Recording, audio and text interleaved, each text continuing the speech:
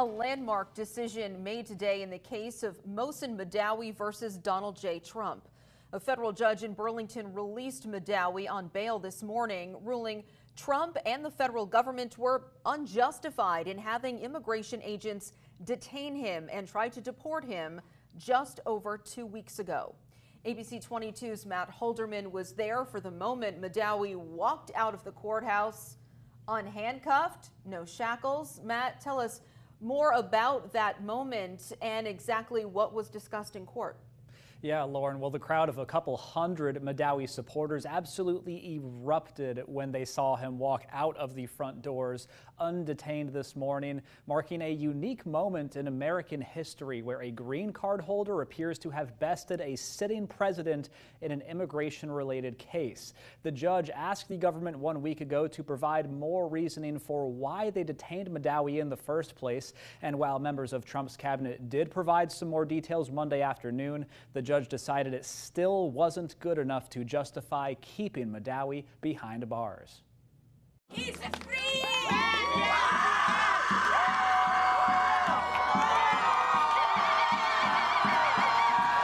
A celebration outside the Burlington, Vermont Federal Courthouse Wednesday morning as Mohsen Mahdawi walked out the front doors a free man just over 2 weeks after being suddenly detained by federal immigration officials. To President Trump and his cabinet, yes. I am not afraid of you. Yes. District Court Judge Jeffrey Crawford granted Mahdawi's motion for release and immediately denied an appeal from the federal government to pause his release for 7 days. Members of the Trump administration, including Secretary of State Marco Rubio, had explained that they told ICE agents to detain Mahdawi because he posed a threat to U.S. foreign policy interest, largely through pro-Palestinian protests he led at Columbia University denouncing the war in Gaza. Judge Crawford ruled this and other arguments the government provided aren't enough to justify detaining Mahdawi or attempting to deport him. They arrested me. What's the reason? Because I raised my voice and I said no to war, yes to peace. Mohsen's story speaks for itself. He's a man of peace. The judge saw it.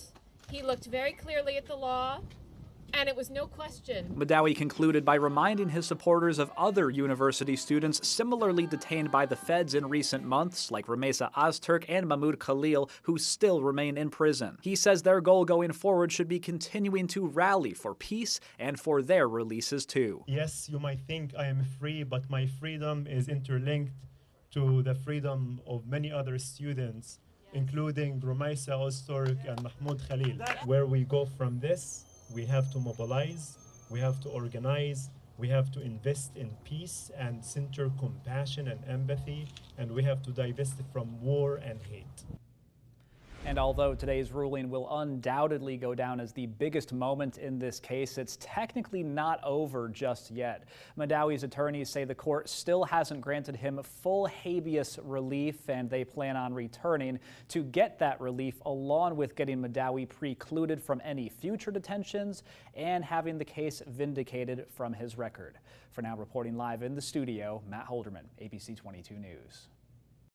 Federal government didn't have the case that they thought they had. In America, you should not be put in a jail cell for exercising your First Amendment rights. Vermont leaders at the state and federal level added their voices today. The congressional delegation has been actively rallying on behalf of Mahdawi as most recently as last night in Washington, D.C.